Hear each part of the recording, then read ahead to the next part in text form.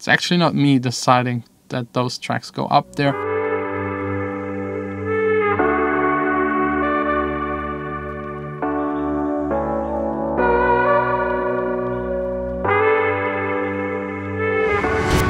Hey guys, welcome to the studio, welcome to the vlog. It's already quite late because today was like the second really important meeting for this Project X that I'm planning at the moment, and it went good. Like, actually it went great. Like, all of the things that needed to be checked and okay, all right. From 10 things, I would say like 6 are safe. Now the last 4 to actually make it happen, and then doing it, which is like a whole nother story. This is just like the setup, the initial, is it possible?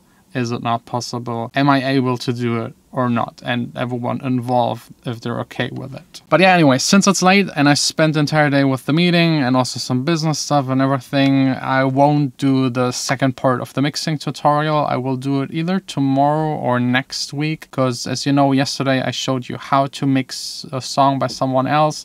The first, like getting the levels right, the tonal balance, making sure you have enough bass, mid frequencies and top frequencies. And the next step would be then the vocals, probably reverb, and doing like the fine details.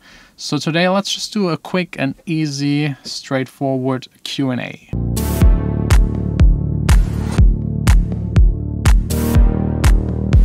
I don't know, I'm always excited for Q&As because you never know what's going to happen, what people will ask, and it really feels communicating with you, so I really enjoy it. If you're interested to be part of the next Q&A, just follow me on Snapchat or Instagram. I always do them on there. I also try to answer some of the questions that don't make it for the vlog, but let's get right into it. First question. For how long will you do the daily vlogs? I honestly don't know. I don't like thinking about for how long. I'm actually already doing it, but I'm so into it now after 600 episodes.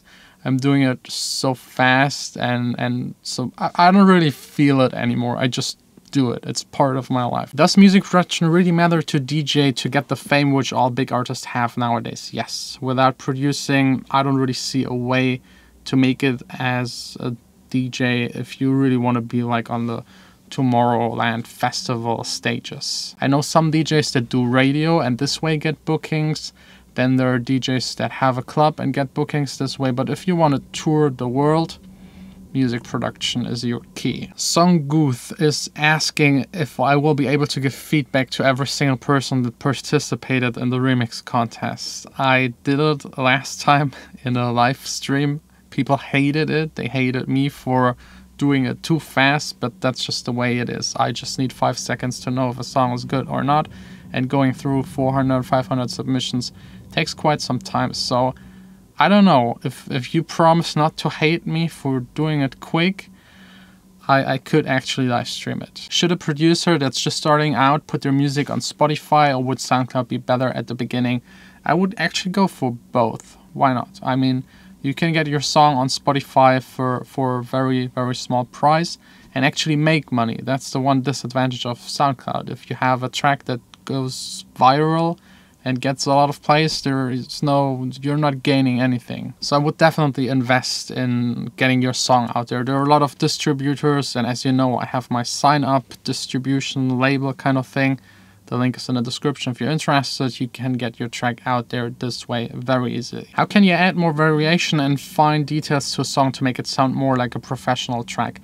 I call this part kind of like the sparkling sprinkle thing, cherry on top of the cake, you know what I mean. I usually do it at the very end of a song, so I have all of my drums going, my bass, my main elements, the piano, the synthesizers, the vocals, and then I start adding like small sounds, small effects that appear here and there, especially for underground music. Very important to keep it interesting.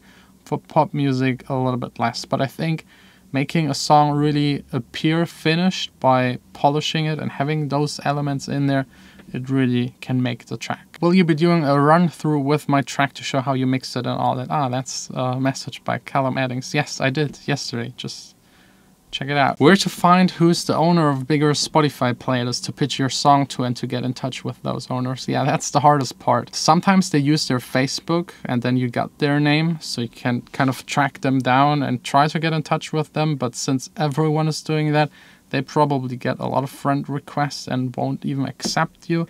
Then there is a tool that can detect who owns playlist, but you have to pay like €100 per month. So I don't know, not really worth it. Just, yeah, go to the dance fair or to the Amsterdam dance event and try to get in touch with people. Also, if your song gets picked for a playlist by someone, you can see it on your artist profile on Spotify and then try to track down that person. And if they already uploaded another song of you, they're more likely to also include your new song. How to finish tracks quickly. I don't know. I can't give you any advice on that because that's really not my goal to make it quick. I just take my time, and if it takes a month or half a year or a year to finish, then that's what I'm going for. If you get lost making a track, something that helps me is just to listen to it at home with headphones, have a list and write down while listening to it 3 or 4 times from start to finish what I hear that should be changed. And the next day in the studio, I do these changes.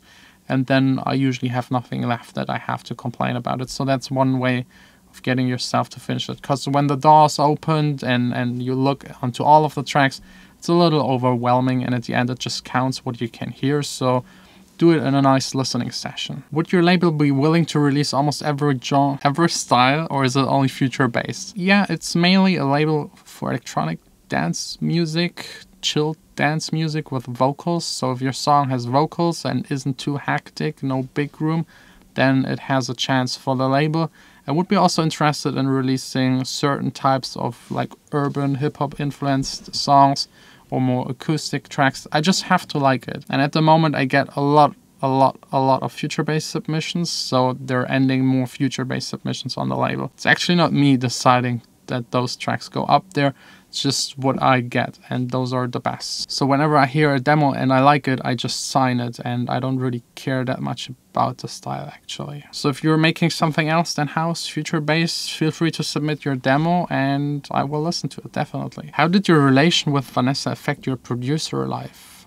Ooh, tough one. I mean, without her, I wouldn't be where I am right now. Definitely, she helped me out, especially during those tough and rough times where I had the problems with my management and the labels not paying. So without her, there wouldn't even be the chance to get here. So definitely a huge thanks to Vanessa. How it affects my producer life? Definitely in a good way, because without her, and I always have that when she's on vacations or gone for a weekend or something like that, I just non-stop work. And with her, I mean, I still work at night, but a little less. I go earlier to bed and have like more a regular life thanks to her, which is really a good thing actually. How many unfinished tracks do you have at the moment? Wow, I don't know, 200, 300, 400, something around that.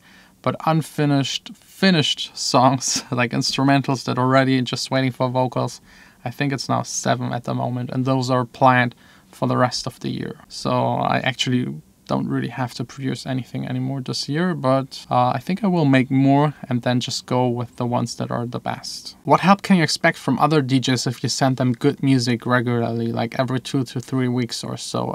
To be honest, probably nothing, because they might get annoyed getting a song by you every 2 to 3 weeks. Depends on how good it is. If you make really good music, then they might actually enjoy getting your demo. But if you're asking for feedback or something like that, don't do that. It's just a little bit annoying, to be honest. And I think the times where you send DJs promos is kind of over. I mean, I don't like receiving them. I don't check them. I don't know anyone that checks them. If you know someone in person, that's a whole nother story. But those newsletters with like, hey, here's my new track. No, it's just a waste of time. When are you going to play Tomorrowland? I don't know. Internet.